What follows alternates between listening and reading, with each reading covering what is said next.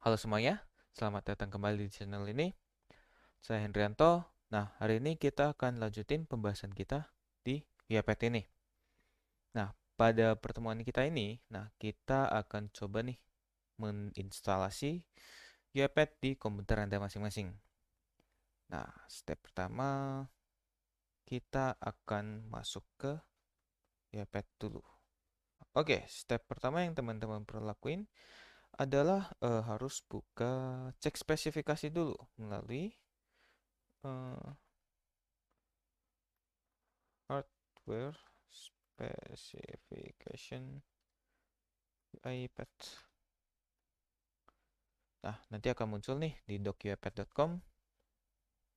Nah, di sini teman-teman akan menemukan nih hardware spesifikasi untuk instalasi UiPath ini.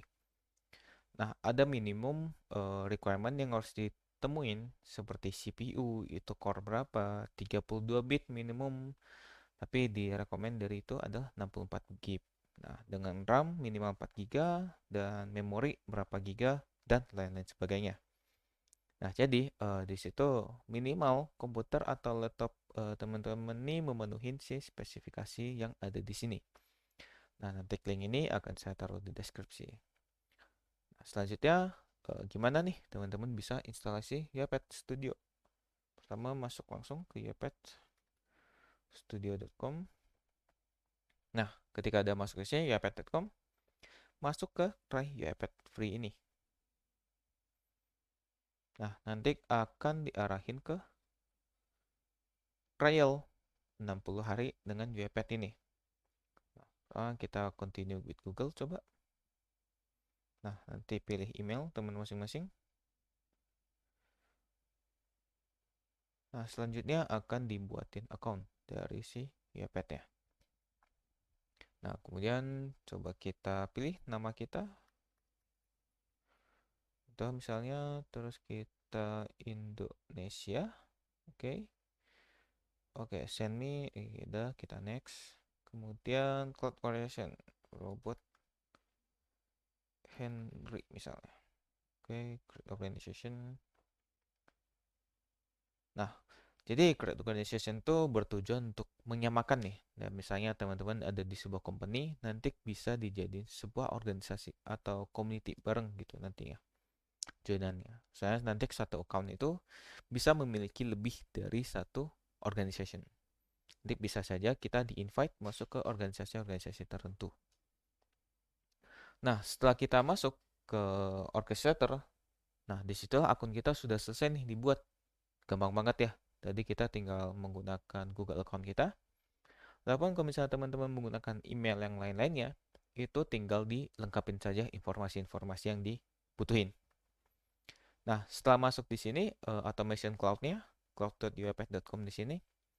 Nah, langsung saja bisa masuk ke download UiPath Studio. Nah, tinggal diklik download saja. Nah, langsung kita start download. Nah, ini akan kita tunggu bagi. Nah, sip. Robot kita sudah selesai instalasinya atau package-nya. Nah, selanjutnya kita tinggal open folder saja. Nah, nanti dia dalam bentuk UiPath Studio Community.msi di sini. Nah, tinggal diklik 2 kali. Nah, nanti dia akan lanjutin instalasinya. Nah, ini ada beberapa konfigurasi nih yang mungkin untuk pertama nih teman-teman supaya gak bingung, tinggal diikutin saja. Nah, Windows installer dia bakal prepare segala yang perlu diperlukan. Kita tinggal tunggu sebentar saja. Oke, sambil menunggu. Oke. Nah, kita akan ada dua pilihan di sini. Ada kostum dan ada quick di sini. Kostum ini jika kita pengen instalasi produk-produk tertentu saja. Jadi ini lebih ke yang enterprise ya. Jadi yang sudah full community, bukan community, tapi yang sudah berbasis company nantinya. Enterprise itu namanya. Kemudian untuk user yang lebih advance nantinya. Nah, kalau misalnya teman-teman awal-awal instalasi, nah disarankan menggunakan quick saja. Nah, nanti sini akan langsung dilanjutin untuk defaultnya. nanti akan diinstalli aplikasi-aplikasi yang diperlukan. Nah, seperti biasa, tinggal I accept terms in the license. Nah, kita tinggal install saja. Nah, maka dia akan menunjukkan proses instalasi. Nah, ini kita akan tunggu lagi sampai prosesnya selesai. Nah, dia akan menyesuaikan nih produk-produk yang dibutuhin. Ini juga kita skip. Nah, ini jika kita ada muncul tampilan seperti ini, akan diminta untuk extension. Nah, extension ini bertujuan supaya UiPath kita atau robot kita ini bisa berkomunikasi dengan browser kita. Nah, ini kita akan diminta untuk instalasi nih untuk Chrome. Nah, kalau misalnya teman-teman butuh untuk instalasi dengan Chrome ya, nah diklik OK. Cuman biasanya bakal saya rekomen buat klik OK saja. Jadi supaya kita langsung melakukan bisa komunikasi langsung gitu. Di sini Chrome process is running, force close, oke aja. Dia akan nutup si aplikasinya. Nah, oke, complete, udah selesai nih. Kita bisa launch UiPath Studio-nya langsung.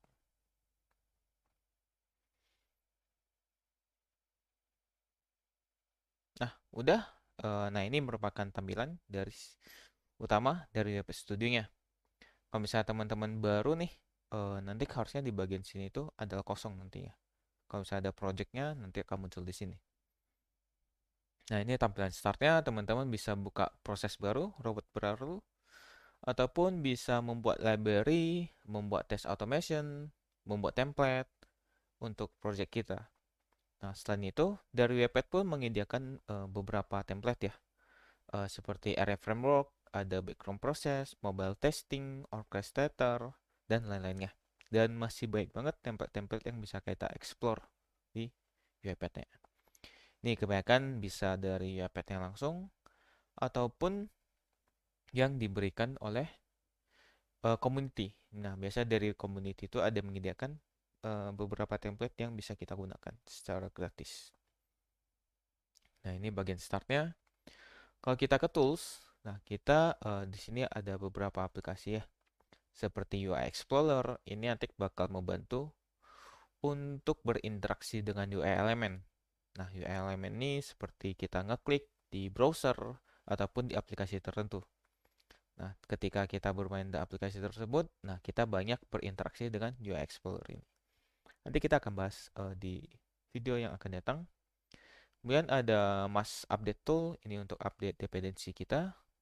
Repair Tool untuk Microsoft Office. Nah, ketika teman-teman menghadapi error di Microsoft Word-nya atau Microsoft Office-nya, itu gak bisa berkomunikasi dengan UiPath. Nah, step pertama yang bisa dilakukan mungkin adalah menggunakan Repair Tools ini. Selanjutnya kita ada extension. Nah, extension ini ada untuk UiPath atau robot kita ini bisa berkomunikasi dengan aplikasi-aplikasi yang ada di sini. Seperti Chrome, Edge, Firefox, kita bisa implementasi Java, Silverlight, dan lain sebagainya. Jadi bisa disesuaikan nantinya.